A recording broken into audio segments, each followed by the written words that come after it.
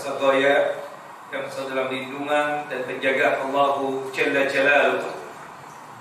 Melanjutkan kajian kita, pembacaan kitab Al-Kabair, kumpulan dosa-dosa besar, kitab yang disusun oleh Al-Hafidh Abi Abdullah Muhammad bin Ahmad bin Usman Al-Zahabi rahimahullah rahmatan wasi'ah, yang dimana kita masuk pada pembahasan dosa besar yang kelima, Al-Kabiratu Al-Khamisatu, yaitu berkaitan dengan man'uz zakat, tidak menunaikan atau tidak membayar zakat.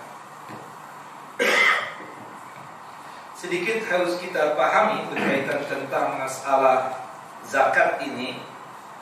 Kata-kata zakat itu kan terambil dari kata-kata zakat, yang artinya bisa berarti an-nama wa ziyadah.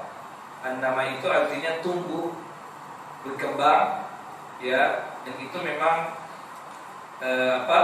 akibat dari kita berzakat. Karena kita berzakat, Allah Jalla wa Ala mengembangkan pahalanya. Makanya dalam satu hadis yang sahih, Nabi kita Muhammad SAW bersabda, "Ma naqasat sadaqatu min mali." Tidaklah berkurang dari harta yang kita sedekahkan, termasuk yang kita zakatkan. Nah, dari sinilah kita katakan bahwasannya istilah zakat itu artinya tumbuh dan berkembang. Maksudnya yang berkembang tersebut tidak lain adalah berkaitan dengan pahala hasanah, ya, dari zakat yang kita keluarkan tersebut. Ada yang mengartikan bahwasannya kata-kata zakat, ya, arti zakat itu adalah tahara, ya, suci.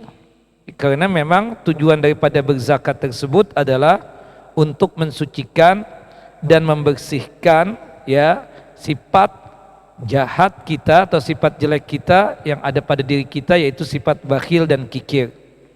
Dan itu bersesuaian dengan firman Allah Jalla wa Ala dalam surah At-Taubah, surah yang ke-9 ayat 103. Ya, surah At-Taubah surah yang ke-9 ayat 103. Khudh min amwalihim sadaqatan tutahhiruhum wa tuzakkihim biha. Wahai Muhammad, ambillah sedikit dari harta mereka sebagai sedekah atau sebagai zakat. Tujuannya tidak lain untuk mensucikan mereka dan membersihkan mereka dari sifat-sifat yang jelek yang ada pada diri mereka. Salah satu sifat jelek yang ada pada diri seseorang tersebut adalah sifat bakhil dan kikir. Nah, itu arti dari zakat secara bahasa. Bisa diartikan tumbuh dan berkembang, bisa juga zakat itu artinya bersih dan suci. Sedangkan zakat, ya, secara umum kita katakan, kalau kita kaitkan dengan istilah syariatnya, itu terbagi menjadi dua. Ada zakat al-at'imah, zakat makanan, sering diistilahkan dengan sebutan zakatul fitri atau zakatul fitrah. Kita mengeluarkan zakat makanan ini memang di penghujung daripada Ramadan, dan sunnahnya pada waktu Idul Fitri. Dari situlah muncul istilah zakat makanan itu dengan sebutan zakatul fitr, ya, karena kita mengeluarkannya pada waktu terjadinya Idul Fitri. Atau diistilahkan dengan sebutan zakat makanan ini zakat fitrah, karena memang tujuannya kita mengeluarkan zakat makanan tersebut untuk mensucikan diri kita yang berpuasa dari kekhilapan, kelalaian yang kita lakukan selama bulan Ramadan, yaitu berkaitan dengan siam. Makanya dalam hadis sahabat yang mulia Abdullah ibnu Abbasin radhiyallahu anhuma, semoga Allah Jalla wa Ala meridhai beliau, farada Rasulullah sallallahu alaihi wasallam zakatul fitri tu'matan lil masakin wa tuhratan lis-shaim anil lagwi wa rafas. Rasulullah mewajibkan zakatul fitri tersebut tujuannya tidak lain untuk memberikan makanan kepada orang-orang fakir dan miskin, dan tujuannya untuk membersihkan, ya, kelalaian dan kekhilapan yang dilakukan oleh orang yang berpuasa. Nah, tentunya kita tidak membahas zakat makanan ini atau zakat fitri, zakat fitrah. Insya Allah nanti di bulan Ramadan aja. Ya, kita masuk kepada yang kedua itu, yaitu zakat mal, zakat harta. Ini yang berkaitan dengan pembahasan kita. Ya memang secara umum yang tidak mengeluarkan zakat, baik itu zakat makanan ataupun zakat harta, itu terkena ancaman, ya kan? Terkena ancaman. Artinya termasuk kategorinya itu adalah dosa besar jika dia memang punya kemampuan secara finansial, tapi dia tidak mau untuk mengeluarkan zakat. Nah, zakat mal atau yang kedua kita katakan berkaitan dengan zakat, zakat mal itu atau zakat harta. Zakat harta itu apa sih? Mengeluarkan bagian yang khusus dari harta yang khusus, ya, dengan syarat yang khusus untuk golongan yang khusus. Gampang kan? Ya, artinya mengeluarkan bagian yang khusus dari harta yang khusus dengan syarat yang khusus untuk golongan yang khusus. Mengeluarkan bagian yang khusus. Bagian zakat itu, zakat yang kita keluarkan bisa 2,5%, bisa 5%, bisa 10%, kemudian bisa 20%. Apalagi berkaitan dengan binatang ternak, ada hitungan khususnya lagi. Dan nanti tanyakan sama Ustadz pembahasan fikih itu ya. Naam. Kemudian dari harta yang khusus, tidak semua harta yang kita miliki itu wajib zakat. Tidak semua harta yang Allah Jalla wa'ala anugerahkan kepada kita itu wajib zakat. Cuma 5 harta saja. Pertama, an-naqdan wa ma yaqumu maqamahuma. Emas, perak, atau yang kedudukannya itu sama seperti emas dan perak. Kalau zaman sekarang itu umlah, mata uang. Karena dulu di zaman Nabi yang menjadi barter ketika jual beli itu, penjual ngasih barang, kemudian dia menerima fulus itu, kalau zaman dulu itu dinar dan dirham.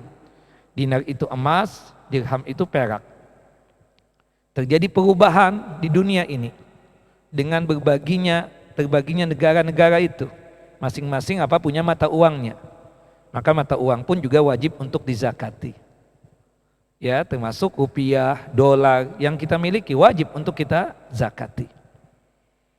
Nah, perhiasan selain emas dan perak seperti berlian, intan, ya, apalagi batu kecubung, batu bacan, ya, dan lain sebagainya itu secara zatnya tidak ada zakatnya.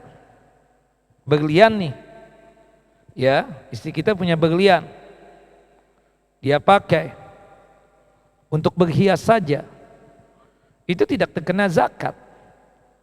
Kita punya intan, koleksi intan misalnya, secara zatnya tidak terkena zakat.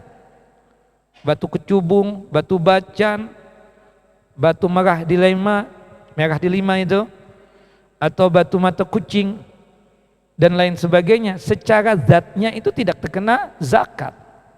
Kapan batu-batu tadi terkena zakat? Ya, kapan berlian itu terkena zakat?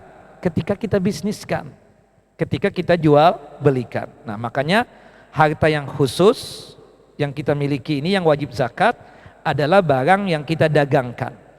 Jika kita bisnis berlian, bisnis ya intan, bisnis batu bacan, batu kecubung dan lain sebagainya, terkena zakat. Bukan dikenakan zat batunya tadi itu, tapi dikenakan apa?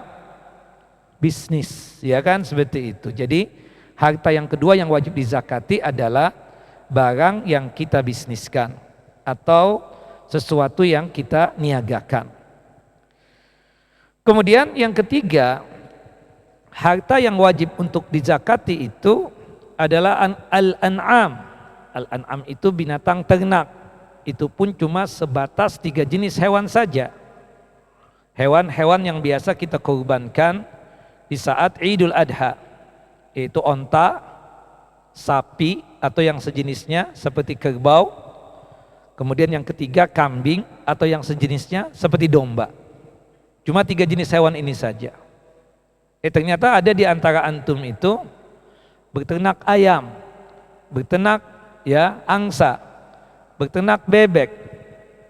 Secara zatnya ayam, bebek, angsa ya, termasuk kuda, ya itu tidak terkena zakat. Kapan tuh ayam, bebek, angsa terkena zakat? Ketika apa? Ketika kita perdagangkan. Cakep Bapak, udah nyambung ya. Jadi ketika kita bisniskan baru terkena zakat. Taib ya. Itu yang ketiga. Berdasarkan firman Allah Jalla wa Ala di dalam surah Al-Baqarah berkaitan tentang masalah dagang, kita katakan bisnis yang wajib untuk dizakati. Ya, Allah Jalla wa Ala ya menyatakan dalam surah Al-Baqarah surah yang kedua ayat 267, ya ayyuhalladzina amanu anfiqu min thayyibati ma kasabtum, wahai orang-orang yang beriman, infakkanlah dari hasil peniagaan kamu yang baik, maksudnya bisnis ya. Nah, kemudian berkaitan dengan emas, berkaitan dengan binatang ternak tersebut ada zakatnya, yaitu cuma sebatas onta, sapi, kambing, itu berdasarkan sabda Nabi Sallallahu Alaihi Wasallam. Kemudian yang keempat, harta yang wajib dizakati itu adalah al-kharij minal ard, yaitu hasil pertanian dan hasil perkebunan.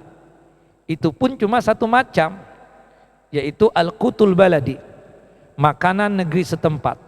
Nah kebetulan di negeri kita kan, kita makannya apa? Beras yang awalnya itu padi ya. Kita katakan bahwasannya cuma sebatas ya padi saja yang kita zakati. Itu pun ketika kita panen. Sebagaimana yang Allah Jalla wa Ala firmankan di dalam surah Al-An'am surah yang ke-6 ayat 141, wa atu haqqahu yauma hasadih, dan keluarkanlah zakatnya ketika kalian memanen. Ternyata ada di antara antum berkebun mangga, pisang, duku kan, sekarang musim duku ya. Kemudian apalagi manggis dan lain sebagainya. Terkena zakat enggak? Secara zatnya tidak terkena zakat. Kapan terkena zakat tuh? Manggis, duku, rambutan. Ketika apa?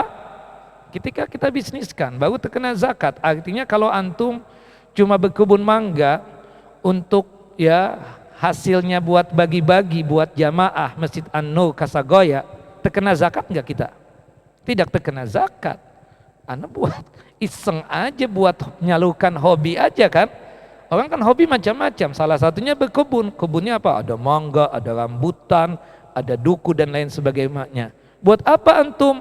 Anda buat bagi-bagi aja. Subhan, enggak buat dagang, enggak lah, pulus sudah banyak, kayak tisu sudah duit kita, ngapain lagi dibisniskan lagi. Ini buat sedekah aja, ya kan?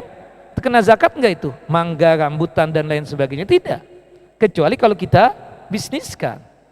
Nah, termasuk berkaitan dengan sayur mayur, dari wortel, bawang ada bawang putih, bawang bombay, bawang merah, ada daun bawang dan lain sebagainya. Secara zatnya terkena zakat enggak? Kapan terkena zakat? Ketika kita dagangkan, berdasarkan firman Allah dalam surah Al-Baqarah ayat 267 tadi. Dan yang terakhir, yang kelima, harta yang kita bisnis berkaitan dengan harta yang wajib dizakati adalah ar-rikas. Rikas itu harta yang terpendam di dalam perut bumi, baik di daratan ataupun di lautannya. Misalnya qadarallah antum beli tanah, subhanallah, di suatu daerah ternyata di dalam tanah tersebut ada emasnya atau ada batu baranya. Ketika pertama kali antum mendapatkan hasil, antum terkena wajib zakat 1 kali seumur hidup. Makanya lebih gede dibandingkan yang lainnya. Yaitu berapa persen? 20%. Diistilahkan dengan istilah apa? Rikas. Kata Nabi SAW dalam hadis Abu Hurairah radhiyallahu an, hadis yang dikeluarkan oleh Imam Bukhari dan Muslim, wa fir rikazi khumus. Setiap kita dapat harta karun, yaitu diistilahkan harta karun ya, rikas namanya, harta yang terpendam dalam perut bumi, baik di daratan ataupun di lautan, maka dikeluarkan zakatnya itu 20%. Nah ternyata ketika antum yang beli tanah tadi itu dapat hasil, misalnya batu bara, subhanallah 1 M, berarti pertama kali ngangkat itu ada hasil batu bara tersebut, berapa persen tadi dikeluarkan? 20% ya, berarti berapa? 200 juta. Enak juga ya bisnis batu bara. Akhirnya antum bisniskan tuh batu bara. Nah setiap tahunnya berapa?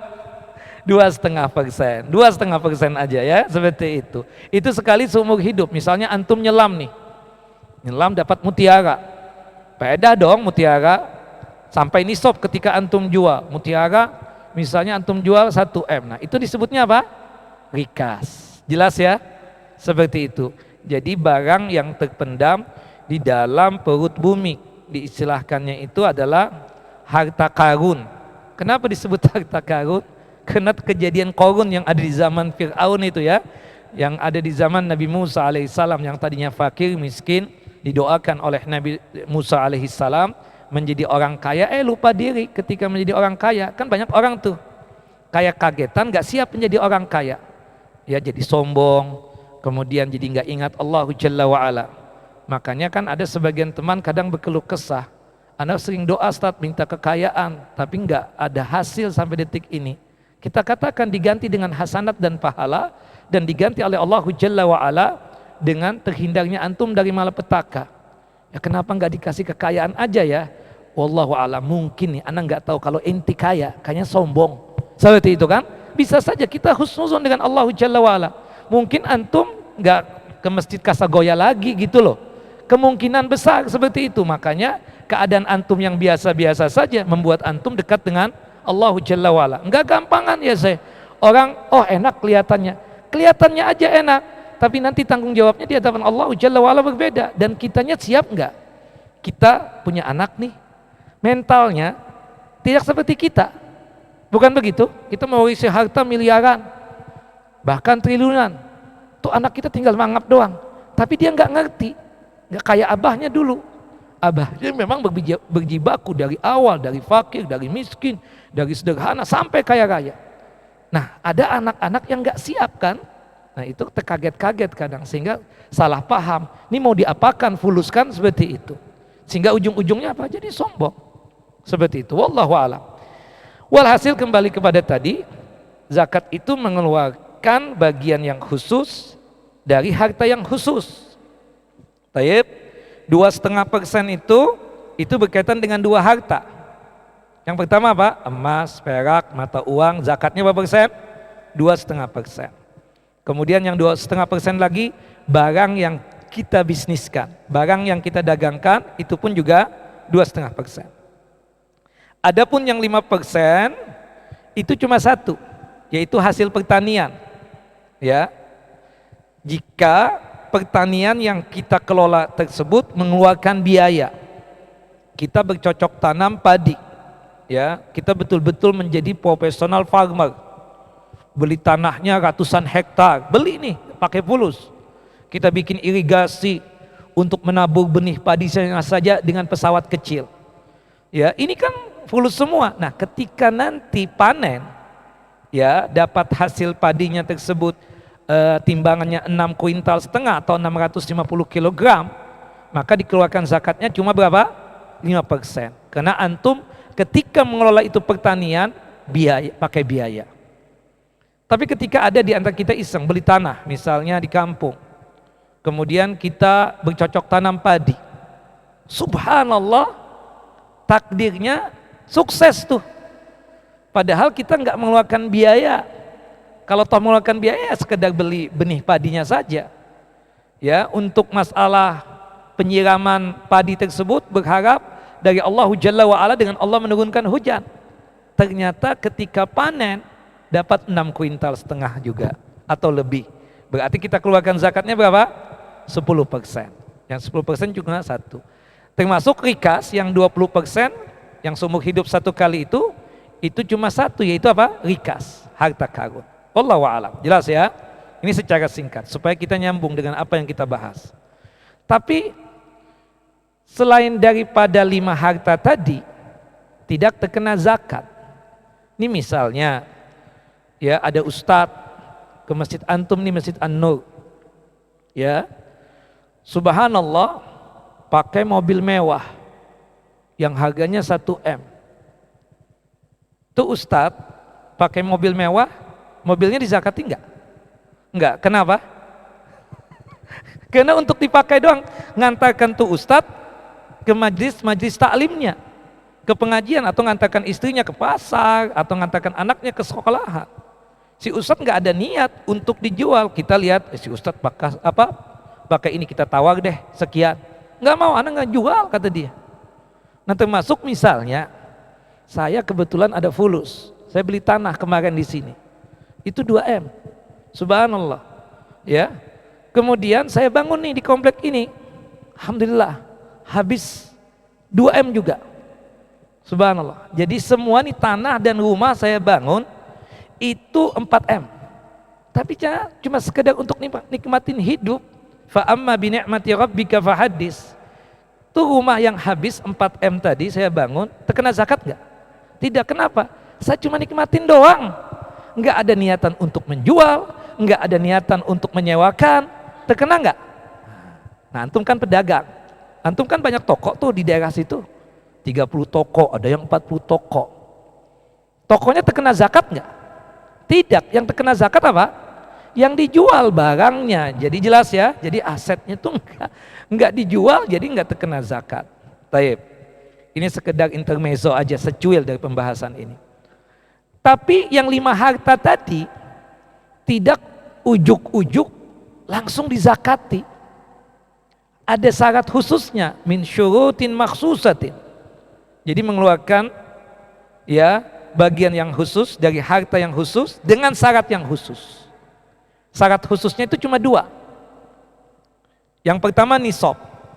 Nisab itu kadar, nilai, jumlah yang Allah Jalla Jalaluhu tentukan. Seperti emas yang 24 karat itu baru terkena wajib zakat jika nisabnya 85 gram emas. Jadi kalau antum punya emas yang 24 karat, gramannya itu sudah 85 atau lebih, berarti antum baru wajib zakat. Namanya tadi apa istilahnya? Nisab. Tapi ketika antum punya emas cuma 50 gram yang 24 karat tadi, wajib zakat enggak? Enggak. Kenapa? Belum sampai apa bahasanya? Nisab. 1 gram emas sekarang 900.000. 900.000 kali 85 berarti 76.500.000 rupiah. Jika antum punya rupiah tabungan itu ya 76.500.000 rupiah atau lebih, baru terkena wajib zakat. Kenapa? Karena syarat utamanya ada, yaitu apa? Nisab. Tapi kalau tabungan antum cuma 50 juta, wajib zakat enggak? Tidak. Kenapa? Belum sampai nisabnya. Jelas ya? Naam. Tapi kita katakan hal seperti itu belum wajib zakat juga. Misalnya ada sohib nih habis kajian ngasih fulus ke saya 100 juta. Antum serius nih? Serius. Hadiah buat antum 100 juta. Wajib zakat enggak saya malam ini? Belum. Kenapa? Belum berputar 1 tahun. Kata Nabi dalam hadis yang sahih, la zakata fi malin hatta yahula alaihil haul. Tidak ada kewajiban harta apapun berkaitan dengan zakat kecuali itu harta sudah berputar 1 tahun baru terkena wajib zakat. Jadi namanya apa? Haul. Haul itu tahun artinya. Nah, kecuali yang berkaitan dengan pertanian. Pertanian juga 2 syarat.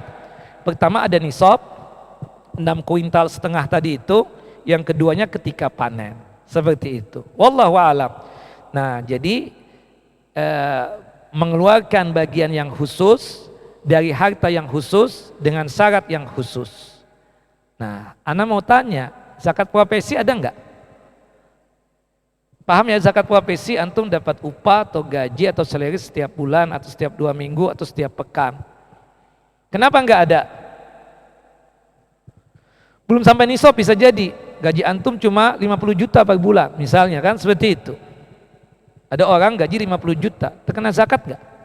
Kenapa? Nisabnya belum sampai. Nisabnya berapa tadi kalau rupiah? 76.500.000 rupiah.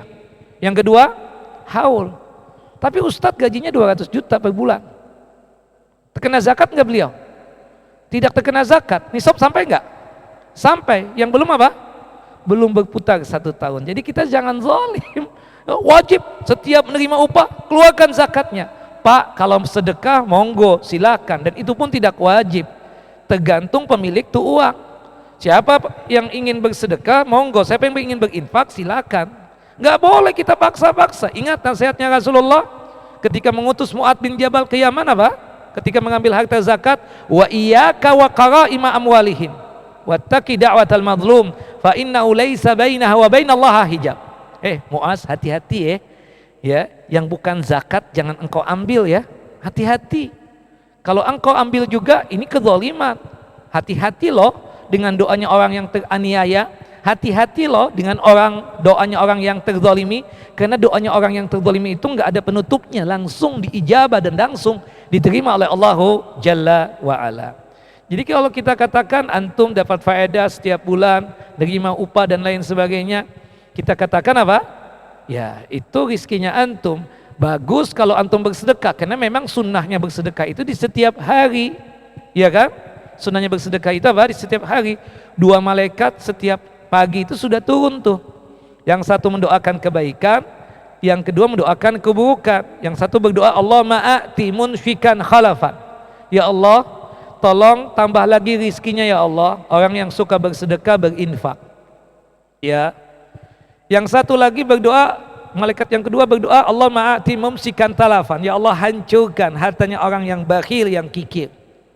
Nah, dari hadis ini menunjukkan kalau untuk sedekah itu kan nggak ada syarat nisab dan haul.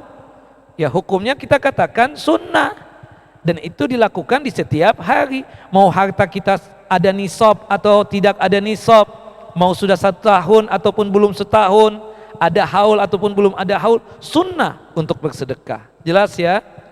Nah, cuma sedikit tambahan ilmu dari hadis yang saya bacakan tadi itu tentang 2 malaikat turun itu, bukan berarti bersedekah subuhnya khusus subuh aja ya. Saya lihat kadang sebagian orang, subhanallah, setelah sholat, masya Allah kita katakan selalu ada aja yang dikasih buat masjid. Cuma yang saya perhatikan, dia nyumbangnya cuma subuh. Kalau zuhur nggak mau, asar nggak mau, maghrib nggak mau, isya nggak mau. Kenapa? Kata dia sedekah subuh. Nah, jadi ada istilah bahasa begitu, dan itu tidak tepat. Maksudnya kan Rasulullah menginfokan 2 malaikat itu turun, artinya anjuran bagi kita setiap hari untuk apa? Bersedekah, bukan menghususkan di waktu subuh. Mau subuh silahkan, tapi jangan dikhususkan. Ya, kalau nggak sempat subuh ya zuhur, zuhur nggak sempat ya siang nanti, atau asar, atau bahkan malam. Wallahu a'lamu bissawab. Nah, ini yang berkaitan tentang zakat mal atau zakat harta. Jelas ya? Seperti itu. Nah, sedikit tambahan ilmu, kan antum saya yakin fikihnya belum sampai nih ke zakat.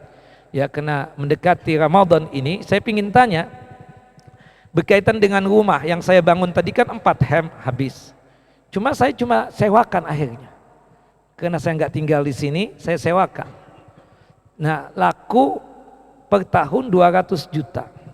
Saya berzakat dari 4M ataukah dari 200 juta?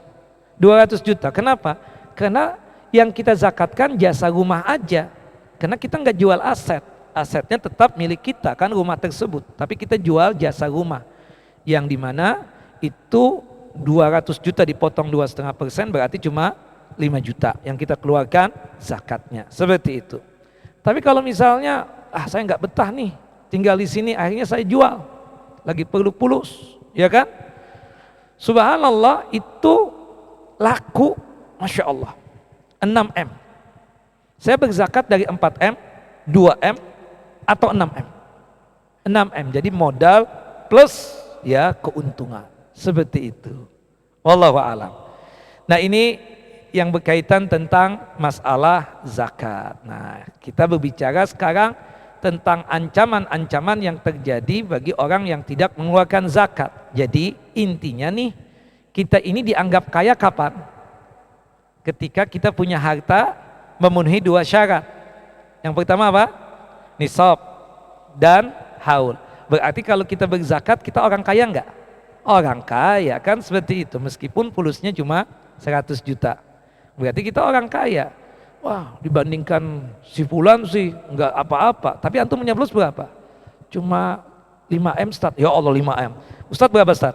Ustaz 100 juta tabungan ada Ustaz ya. Nah, berarti antum berzakat juga Ustaz. Dipotong 2,5%. Nah ketika berzakat itu ya maaf-maaf, kita nggak boleh nerima zakat lagi ya. Seperti itu, jangan, nauzubillah sampai nerima zakat juga. Antum udah berzakat, tahu-tahu ada yang ngasih titip ya, Ustaz buat inti Ustaz. Alafu, ana nggak terima zakat, ana yang berzakat sekarang ini. Kita harus tunjukkan itu. Kecuali kalau antum kan nitip, gini aja deh Pak, ana terima nih plus zakatnya antum, ana akan distribusikan, ana akan berikan kepada mustahiquz zakat, kepada orang yang berhak menerima zakat. Nah satu lagi kan, dengan syarat yang khusus dan diperuntukkan untuk golongan yang khusus, li asnafin maksusah. Berapa golongan? 8 golongan yang Allah Jalla wa'ala sebutkan dalam surah At-Taubah, surah yang ke-9 ayat 60. Innamas sadaqatu lil fuqara'i wal masakin wal 'amilina 'alaiha wal mu'allafati qulubuhum wa fir riqabi wal gharimina wa fi sabilillahi wa ibnis sabil fariidatan minallah wallahu alimun hakim. Sesungguhnya harta-harta zakat itu hanyalah diperuntukkan untuk 8 golongan berikut ini. Yang pertama untuk orang-orang fakir, yang kedua untuk orang-orang miskin. Orang fakir dan miskin jika disebutkan bersamaan atau disebutkan dua-duanya baik dalam satu ayat ataupun dalam satu hadis, berarti memiliki arti yang berbeda, berarti memiliki makna yang berbeda. Tapi kalau misalnya disebutkan cuma satu saja dalam satu ayat, misalnya al-fakir, miskinnya nggak disebut, berarti masuk di dalam fakir tersebut miskin. Atau dalam satu hadis cuma disebut miskin saja, tapi fakirnya nggak disebut, berarti masuk juga di dalamnya apa? Fakir. Ya, sama seperti Islam dan iman. Di dalam hadis Umar bin Khattab tentang Jibril yang menjelma menjadi manusia berbajukan putih-putih dengan rambut hitam pekat, tidak nampak bekas safar, dia akan bertanya secara khusus tentang Islam dan tentang iman, bukan begitu?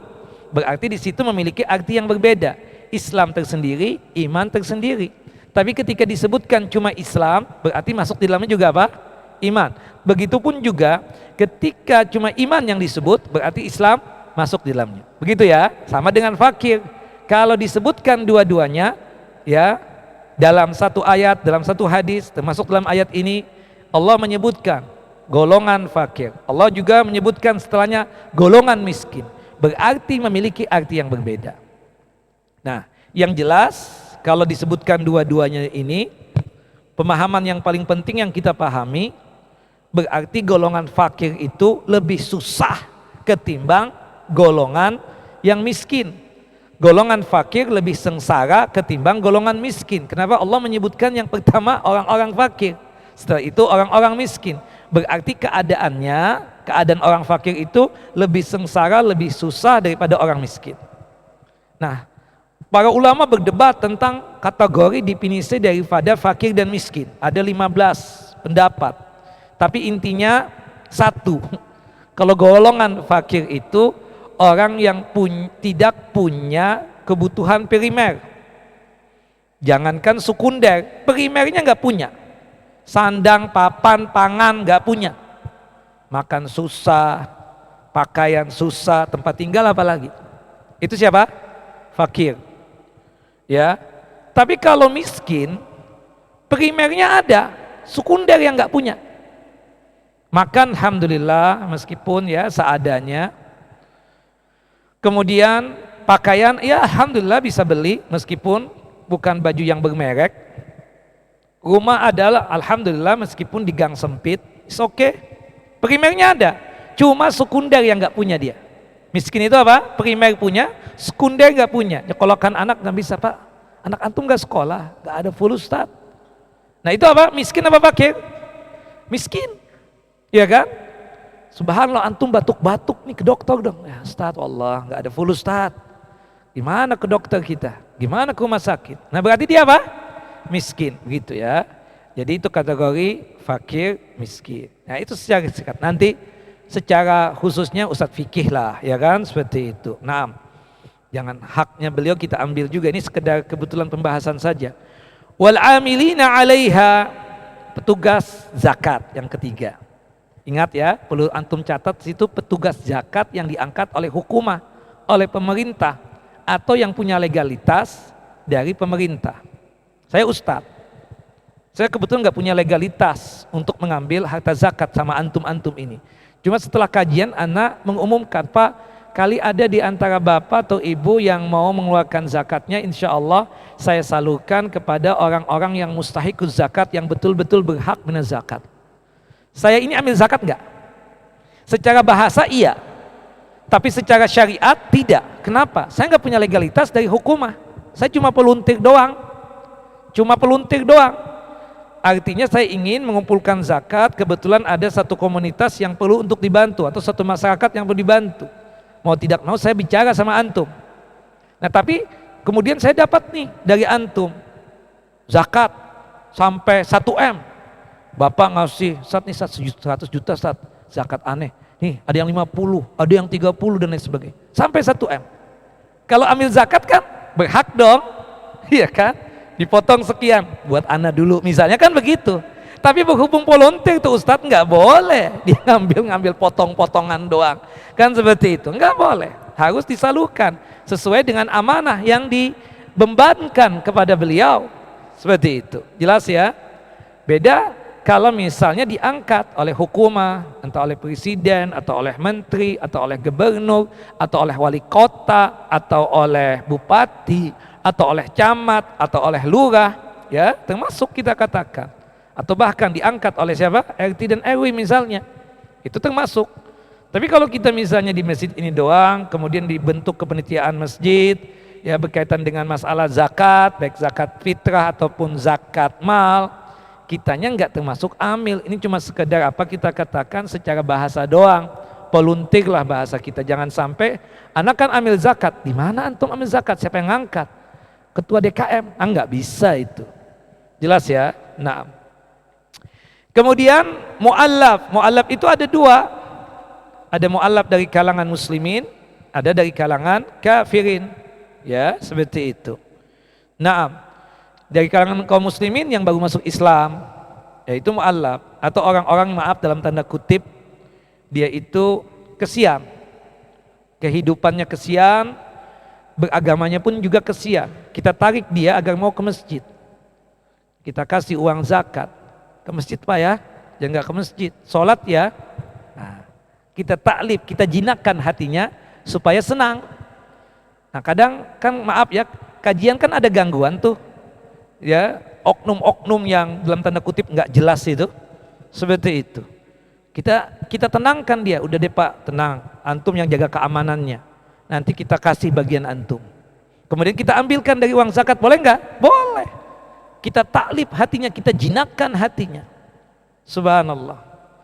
Termasuk orang-orang kafir, tetangga kita kafir misalnya, kita tundukkan hatinya supaya dicinta kepada Islam apa? Kita kasih uang zakat atau sedekah, termasuk zakat fitrah sekalipun boleh. Masya Allah Islamnya begini banget perhatian. Akhirnya kan mudah-mudahan dari situ Allah akan memberikan hidayah kepada dia hingga masuk Islam. Sebagaimana kejadian di perang Bani Mustalik itu, ya Rasulullah belum sempat berperang, sudah dikuasai daerah, ya peternakannya dikuasai, ontanya, kambingnya dikuasai. Kemudian datang tuh pemimpin dari suku Bani Mustalik tersebut mengatakan, ya Muhammad jangan ganggu kita. Kata Muhammad, kita nggak mengganggu. Gimana dengan peternakan kita?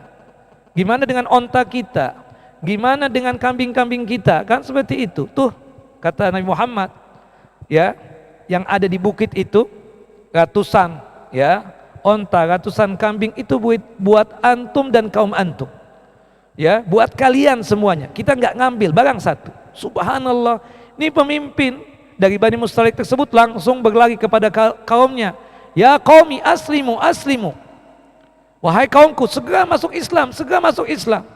Fa inna Muhammadan lam yatrukukum fuqara, karena Muhammad tidak bakalan meninggalkan kalian dalam kondisi yang fakir dan miskin. Masuk Islam suhunya mereka. Nah ini kan dakwah bil hal ya, seperti itu. Kita nggak perlu banyak cakep, kata Imam Syafi'i. Kalau kita ingin dipuji oleh manusia, cukup kita kenyangkan dia maka insya Allah dia akan ngomong baik tentang kita. Subhanallah. Kita nggak perlu menginfokan kita orang baik, orang soleh. Ini sekedar untuk dunia ya. Cukup kita kenyangkan mereka, kita santuni mereka, pasti mereka itu akan berkata kita orang baik. Seperti itu. Nah ini dakwah bil hal yang sangat bagus kita katakan. Gak mesti dakwah itu ceramah, tabligh akbar dan lain sebagainya. Sosialnya ada juga dong. Ya, apalah misalnya kita adakan pasar murah misalnya kan. Nah ini sebagai tujuan apa? Untuk dakwah ya, seperti itu. Wallahu a'lamu bissawab. Taib, kita bacakan hadis-hadis tentang ancaman bagi mereka yang tidak mengeluarkan zakat ya. Tapi di sini ada sambungan ya, afwan. Kita teruskan sedikit ya. Wa fi riqab, golongan yang kelima ya, golongan yang kelima yang berhak menerima zakat adalah riqab. Riqab itu budak atau hamba sahaya. Zaman sekarang kan tidak ada ya. Nah, jadi di sini para ulama menjelaskan yang hukumnya sama seperti budak karena nasibnya sama adalah ya negara-negara yang terjajah, masih belum merdeka, atau dia tersebut tertawan. Seperti misalnya kan ada tuh orang-orang yang terpenjara, dia punya anak istri, kebetulan subhanallah ya, anak istrinya kesian, dia juga nggak meninggalkan tabungan sama sekali, maka dia boleh disantuni dari apa? Uang zakat, karena nasibnya sama seperti budak. Atau orang-orang yang sifatnya tersebut kalau ada penyamun itu, kemudian orang tersebut ditangkap, kemudian minta tebusan, apa istilahnya tuh? Dia apa? Disandra, kemudian dia minta tebusan, maka boleh nggak kita ngambilkan dari uang zakat untuk membebaskan dia dari sandera tersebut, dari pesandaran mereka? Boleh, tidak mengapa yang demikian, karena nasibnya sama seperti riqab. Kemudian wal gharimina, orang-orang yang terlilit hutang. Orang-orang terlilit hutang, arti terlilit hutang, gak ada aset untuk dijual, untuk melunasi utang, gak ada tabungan, gak ada sama sekali tabungan untuk melunasi utangnya, itu terlilit hutang. Anda tahu kan antum pedagang, ada utang nggak? Ada, tapi aset antum di mana-mana, ya kan? Seperti itu. Karena memang kan sifatnya ngambil barang dulu, bayarnya nanti sebulan, 2 bulan, bahkan ada yang 5 bulan dan seterusnya. Duit sih bisa, bayar cash sih bisa Ustadz. Ya cuma inilah keadaan kan seperti itu. Nah apakah dia termasuk terlilit hutang? Enggak. Ini terlilit hutang itu adalah orang yang nggak ada fulus, nggak ada tabungan, nggak ada aset untuk dijual untuk melunasi utangnya. Seperti itu. Taib azan dulu, habis azan kita lanjutkan sedikit. Nah, fadhil mashkur. Nah.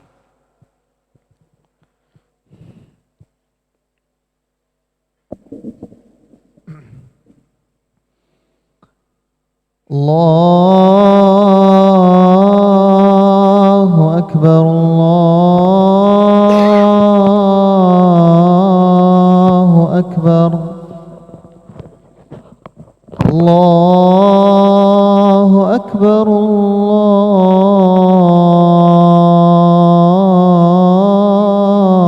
Allahu akbar. Asyhadu an la ilaha illallah. Asyhadu an la ilaha illallah. Asyhadu anna Muhammadar Rasulullah.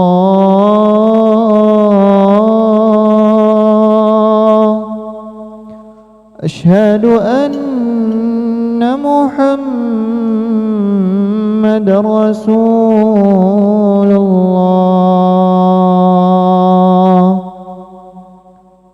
Hayya 'alas shalah.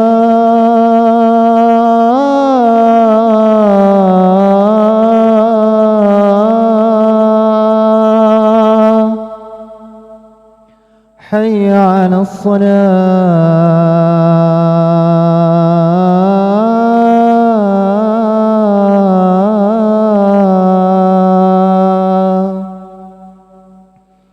حي على على الفلاح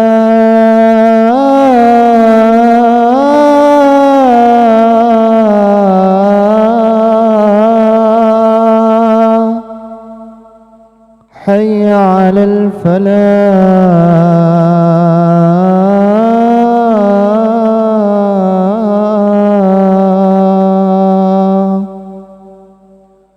الله أكبر الله أكبر لا إله إلا الله. لا إله إلا الله. اللهم صل على محمد وعلى آل محمد كما صليت على إبراهيم وعلى آل إبراهيم إنك حميد مجيد. اللهم رب هذه الدعوة التامة والصلاة القائمة محمد والسيلة والفضيلة وبعث مقام محمود الذي وعدته.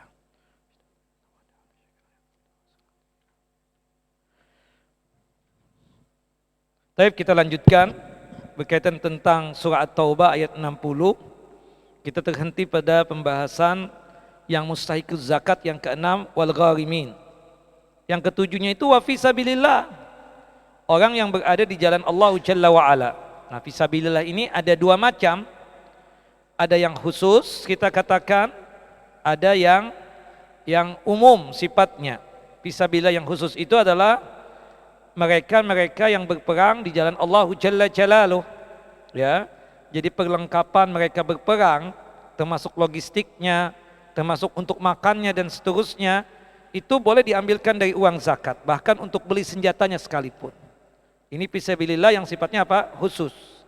Nah, ada fisabilillah yang sifatnya umum, kita katakan. Ada fisabilillah yang sifatnya umum. Seperti misalnya kita membangun tempat-tempat yang sifatnya kemaslahatannya itu kepada kaum muslimin.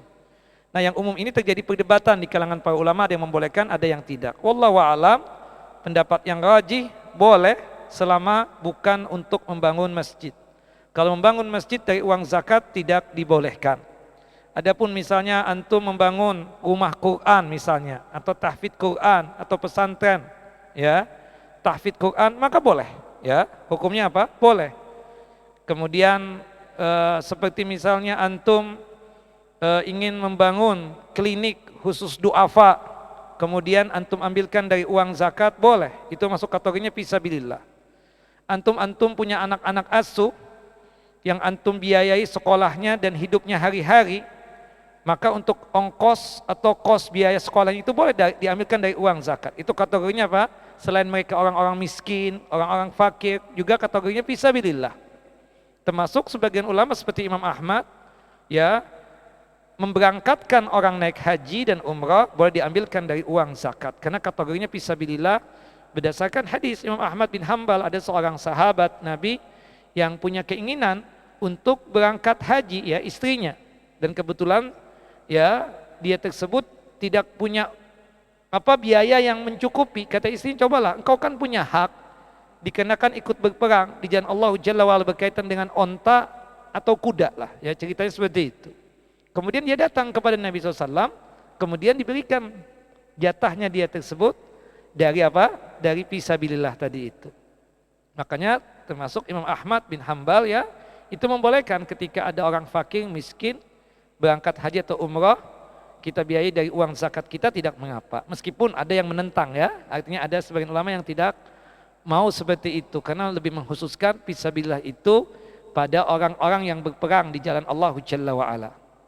Nah, orang yang berperang di jalan Allah, misalnya ada yang ikut orang kaya misalnya, boleh nggak dia menerima zakat? Boleh, karena dia termasuk mujahidin yang ikut berperang tadi itu. Wallahu a'lamu bissawab. Nah, terakhir yang ke-8 Ibnu Sabil.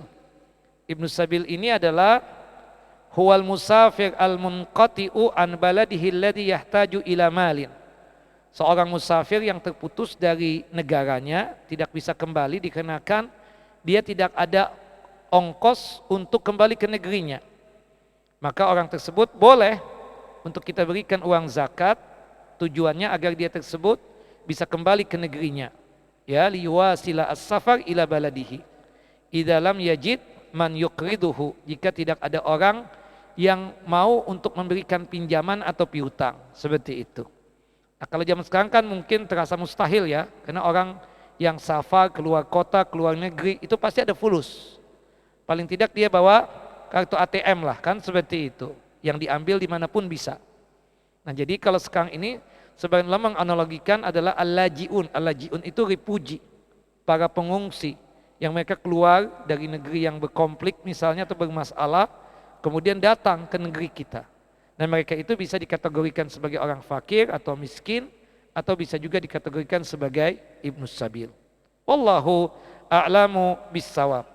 Nah, di sini Asy-Syaikh Al-Imam Al-Hafidz Az-Zahabi membawakan hujjah-hujjah, dalil-dalil berkaitan tentang ancaman bagi orang-orang yang tidak mau mengeluarkan zakat. Tadi kita berbicara tentang masalah hukumnya ya, supaya kita semua paham, mengerti berkaitan tentang hukum zakat tersebut, dan ancamannya sangat jelas ya, disebutkan di dalam surah At-Taubah ya, surah yang ke-9 ayat 34 sampai 35. Walladzina yaknizuna adh-dhahaba wal fiddah wa la yunfiqunaha fi sabilillah fabasyshirhum bi'adzabin alim. Dan orang-orang yang menyimpan emas dan perak dan tidak mau untuk menginfakkannya di jalan Allah, tidak mau untuk mengeluarkan zakat tersebut di jalan Allah, maka infokanlah kepada mereka bahwasanya mereka akan mendapatkan siksa yang pedih. Apa siksanya? Yauma yuhma 'alaiha fi nari jahannam fatukwa biha jibahuhum wa junubuhum wa zuhuruhum. Hadza ma kanastum li anfusikum fadzuqu ma kuntum taknizun. Itu emas, perak dan hartanya dilumbung dengan api neraka. Kemudian disetrikakan di tubuh-tubuh mereka, di jidat-jidat mereka, di punggung-punggung mereka. Kemudian Allah mengatakan, hadza ma kanastum li anfusikum. Ini loh harta yang kalian simpan dulu, yang dimana kalian tidak mau untuk mengeluarkan zakatnya. Maka rasakanlah apa yang kalian simpan ini. Subhanallah.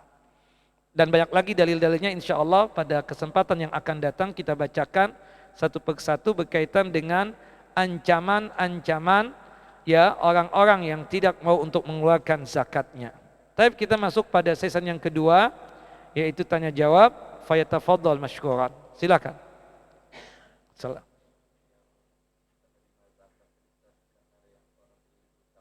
Nah. Iya. Boleh. Boleh. Antum misalnya berzakat tahun ini 100 juta. Qadarullah tuh teman antum punya utang 20 juta. Nah, antum bilang sama dia, sudah deh antum gak usah bayar. Loh kok gak bayar? Udah anak anggap zakat aja, karena antum anda lihat gak sanggup juga bayar, gak ada tabungan dan lain sebagainya. Nah tinggal tersisa 80 juta kan, karena 20 jutanya sudah antum berikan sama dia tersebut. Dan dia memang mustahikut zakat, dikenakan ghorimin, orang yang terlilit hutang. Boleh yang seperti itu. Wallahu a'lam bishawab. Nah, ya.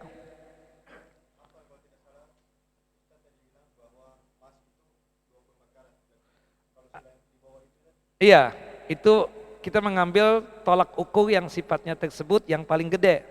Kita tahu emas ada yang 23 karat, ada yang 22, bahkan ada yang 21, ada yang 18. Tentu berbeda. Ya. Seperti emas yang 22 karat itu nisabnya sampai 97 ya gramnya. Ya. Ada yang 18 itu sampai 111 ya, 111. Nah tentu bisa dilihat lagi nanti kan berkaitan tentang masalah ini. Saya tadi mencontohkan karena memang kita kan bukan ustadz yang membahas fikih di sini, cuma berhubung membahas masalah zakat ya kita masukkan juga hukum-hukumnya. Jadi kita mengambil tolak ukur yang tinggi, termasuk masalah mengkiaskan dengan rupiah tadi, ya itu mengambil yang 24 karat seperti itu. Nah itu bisa ditanyakan nanti secara pasti, bisa japri ke saya, berapa pastinya Ustadz. Nah ibu punya berapa bu? Ternyata ibu misalnya punya 96, itu yang mana bu? Yang berapa karat? Itu yang 21, semuanya? Iya, nah berarti tinggal dilihat harga 1 gram emas yang 21 karat itu berapa. Saya cuma tahu yang harga yang 24 karat. Nah itu bisa dilihat nanti di toko emas ya, di pasar ya, seperti itu. Yang 24 karat yang saya tahu 1 gramnya sekarang 900.000. Wallahu a'lamu bishawab. Begitu kira-kira. Nah. Apakah boleh saya membayarkan zakat harta kepada mertua perempuan Jadi yang haram menerima zakat kita itu kan cuma 3 golongan.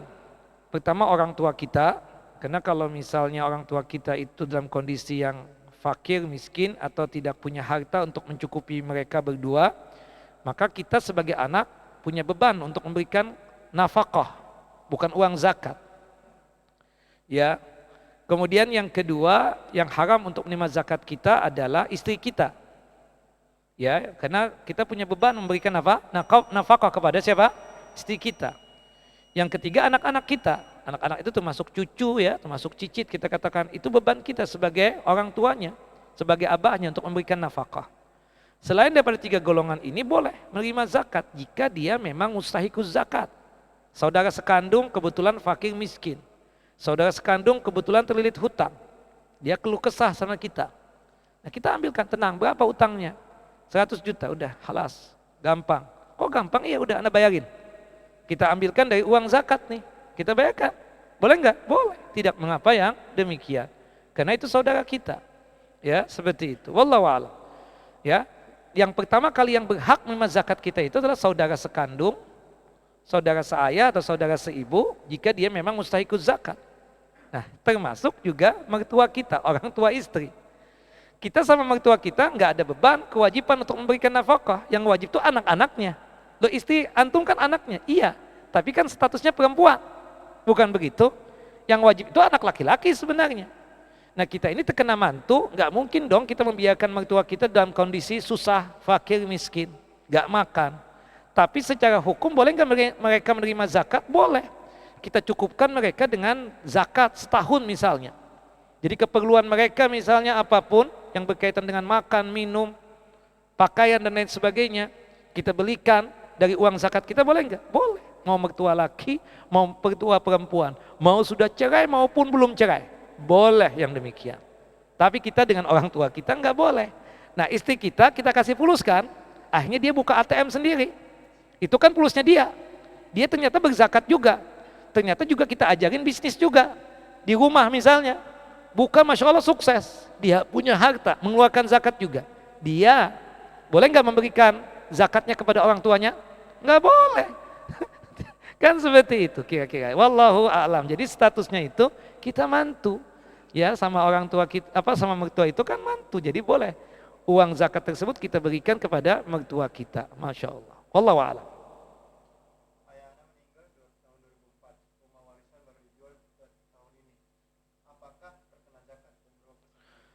Iya, rumah warisan itu tidak terkena zakat.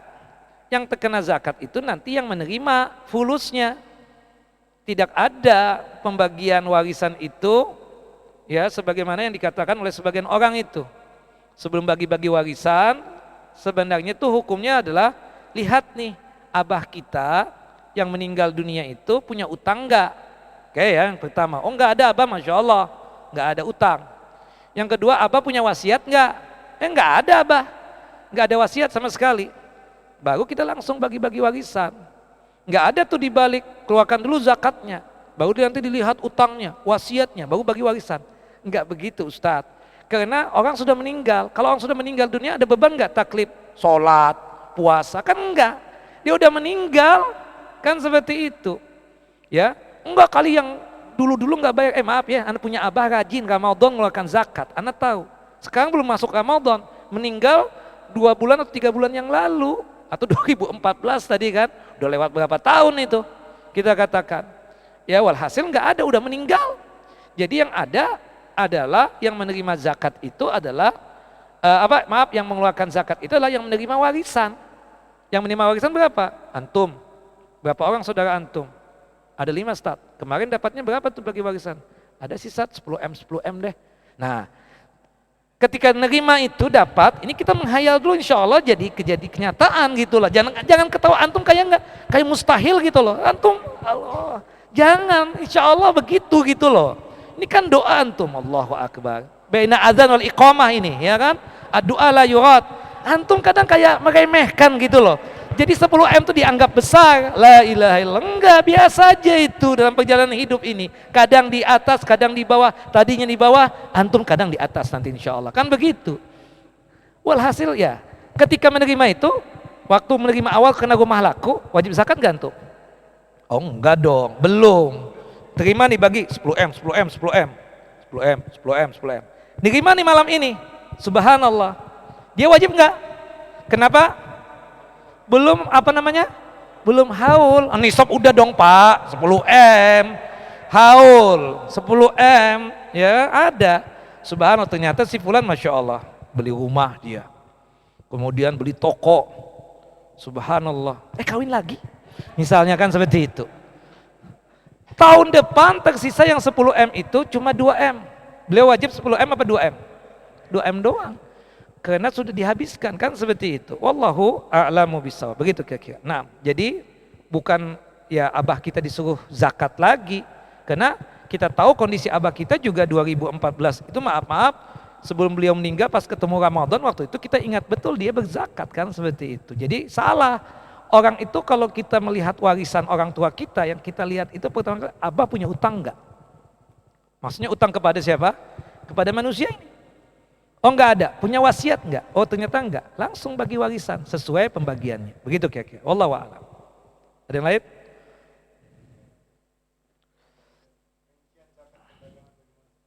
Oh nanti itu tanya sama Ustadz Fikri antum.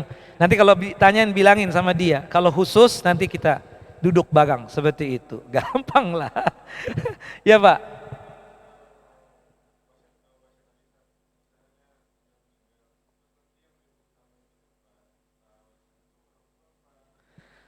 Wasiat itu Bapak tidak boleh untuk ahli waris. Sebagaimana disebutkan di dalam hadis yang sahih. Kata Nabi SAW, la wasiyata liwarisin illa idza adina lahul warasah. Tidak ada wasiat buat ahli waris kecuali ahli waris yang lainnya mengizinkan. Jadi wasiat itu adalah perjanjian yang khusus berkaitan dengan harta yang dia akan sedekahkan setelah dia meninggal dunia. Untuk siapa? Untuk orang lain yang bukan ahli waris. Atau untuk fisabilillah. Untuk apa? Fisabilillah, seperti itu. Adapun untuk ahli waris nggak boleh kan, banyak dia punya anak 5 ya, 1 perempuan 4 laki. Dia ngomong sama anak-anaknya, ini rumah yang abah tinggali, abah wasiat kalau abah meninggal untuk si fulanah ya, kalian nggak boleh ngambil hak warisan dari rumah ini. Hadza haram, nggak boleh. Kecuali abang-abangnya, saudara-saudaranya yang lain itu yang punya hak waris itu mengizinkan.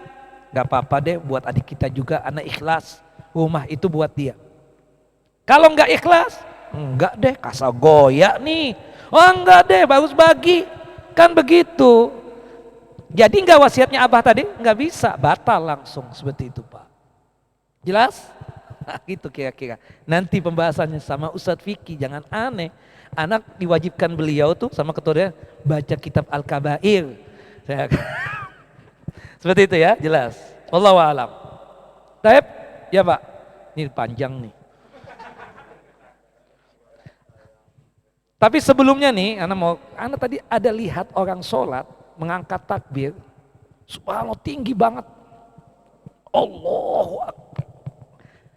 Pak, ngangkat takbir itu, subhanallah ketika sholat, berdasarkan hadis dari sahabat yang mulia Abdullah ibnu Umar, itu kondisinya jari jemari itu tidak terbuka, tidak terlalu rapat begini, agak renggang, sejajar dengan pundak dia. Allahu Akbar. Santai aja jangan. Allahu Akbar. Gak begitu, sudah santai. Atau yang kedua, ibu jari berada di bawah daun telinga. Allahu Akbar. Seperti itu. Jangan dari bawah ke atas. Aduh saya bilang. Pas lagi kita Allahu Akbar nanti deh kalau kajian ada kesempatan ingat, alhamdulillah. Saya nggak tahu siapa tuh orangnya. Cuma walhasil kita lihat tadi begitu. Nah itu kesalahan ya. Jadi mengangkat kedua tangan itu sejajar dengan pundak seperti ini atau seperti ini. Ya. Dan juga biasa saja jangan terlalu seperti orang yang apa ya kayak orang mau main pencak silat ya kan seperti itu. Allahu Akbar enggak begitu juga, santai tenang. Ya tenang, Allahu Akbar atau Allahu Akbar seperti itu kira. Wallahu a'lam. Sekedar masukkan saja. Monggo Pak, masalah zakat. Nah, iya. Jadi habis terus, mutar terus buat produksi. Tapi antum nggak ada tabungan. Oke, kalau nggak sampai nisab, kemudian antum kan punya dagangan, kemudian kan pasti ada barang tersisa, pasti ada untung, meskipun antum buka lagi misalnya. Nah ketika itu nggak mungkin pedagang itu menghabiskan fulusnya habis. Nggak tahu kalau antum ya, pasti dia menghitung dong tutup buku namanya dalam setiap tahun itu, atau kadang yang tutup buku teman tuh sebelum Ramadan dia tulis semua kotor ini 10 M kata dia. Dia punya utang sama orang 3 M. Kemudian ternyata buat kos semua itu habis 1 M juga. Tersisa tuh 5 M misalnya. Nah 5 M itu yang dizakati gitu. Enggak ya? Jadi gimana? Oke. Produksi terus habis begitu saja. Tabungan plus dengan yang memutar tadi, barang-barang tersisa, antum hitung. Oh belum sampai nisab, lewat nisab. Jadi kalau misalnya maaf nih, biaya produksi itu kan bagian daripada bisnisnya antum. Itu kan bagian yang dihitung, anggaplah modalnya antum. Kemudian kan antum tadi ada tabungan. Itu kan anggaplah asumsi saya, antum dapat dari hasil bisnis antum tadi. Cuma masalahnya yang tabungan tadi nggak sampai nisab. Paling cuma ada 50 juta. Nah barang-barang yang tersisa itu masih ada enggak yang antum jual? Ada kan produksi.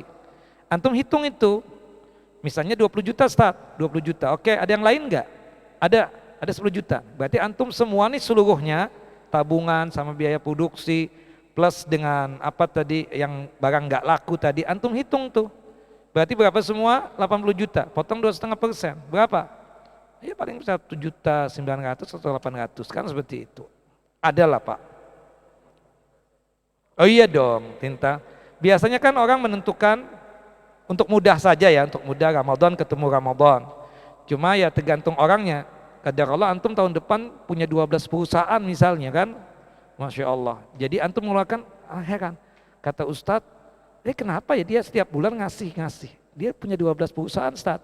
Jadi dia menghitung nih sesuai dengan bulan-bulan yang ada itu. Jadi perusahaan A di bulan Januari, perusahaan B bulan Februari. Ada nggak yang begitu? Ada ya Syekh. Iya kan? Ya orang-orang yang yang orang-orang yang mungkin ya yang berkaitan dengan hal itu pasti ada dong. Nggak dihabiskan semua. Karena kan kebiasaan habis Ramadan itu ada nggak yang datang lagi ke kita?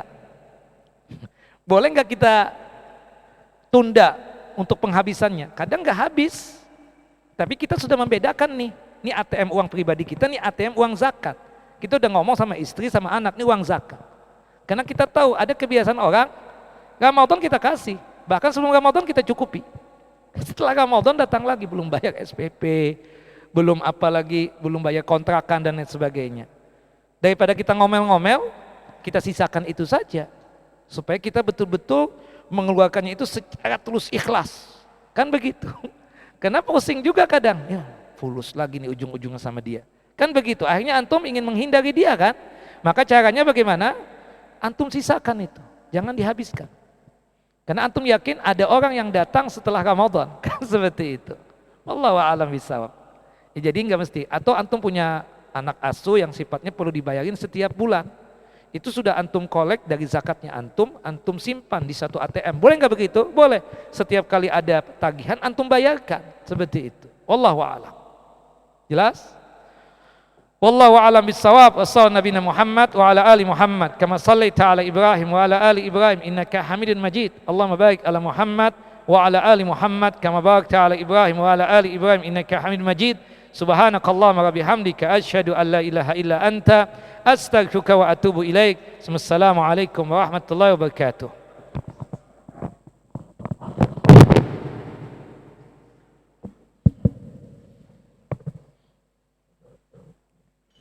Allahu akbar, Allahu akbar. Asyhadu an la ilaha illallah. Asyhadu anna Muhammadar Rasulullah. حي على الصلاة حي على الفلاح قد قام